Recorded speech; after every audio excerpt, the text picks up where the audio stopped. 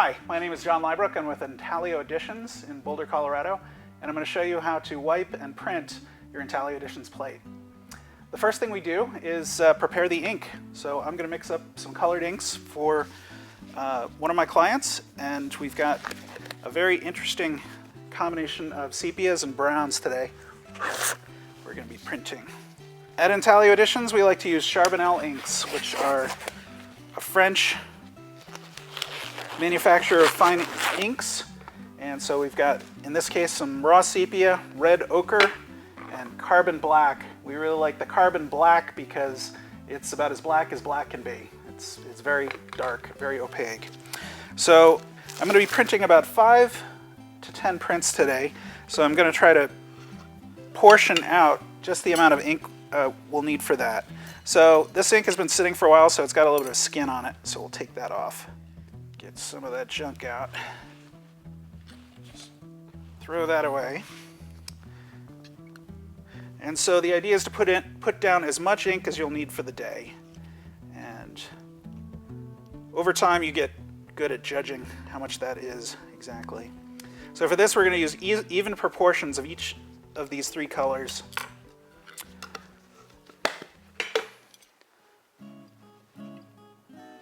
Some of that dried gunk out. This is why tubes are nice. Tubes of ink don't skim up like this, and so there's less to have to do. Of course, it costs more money to buy it in small tubes.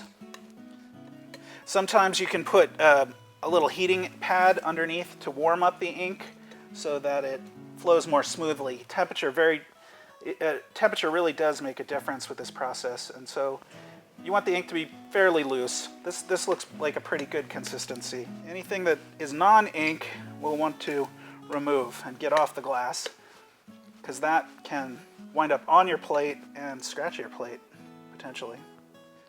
So there's a nice sized pile of the raw sepia.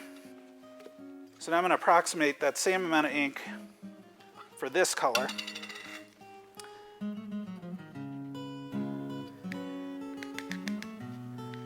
And so this red ochre is a little looser. It's a different consistency than the raw sepia ink.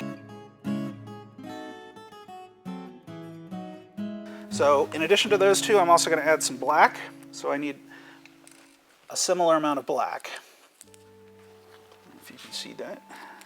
And the reason we work the ink up is to loosen it up, but also to examine it for any particles that we might not want in the plate or on the plate or in the print.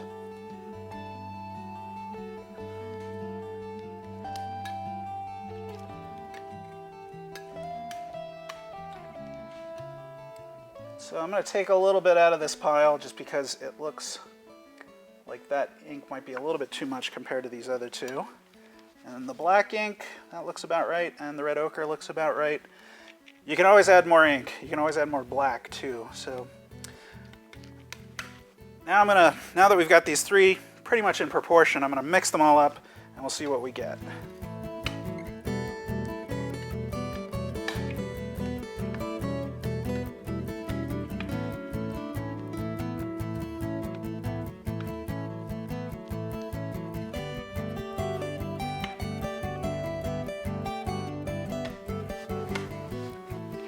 So now that I've got the ink all mixed up, I'm going to lay it out and charge a brayer with the ink.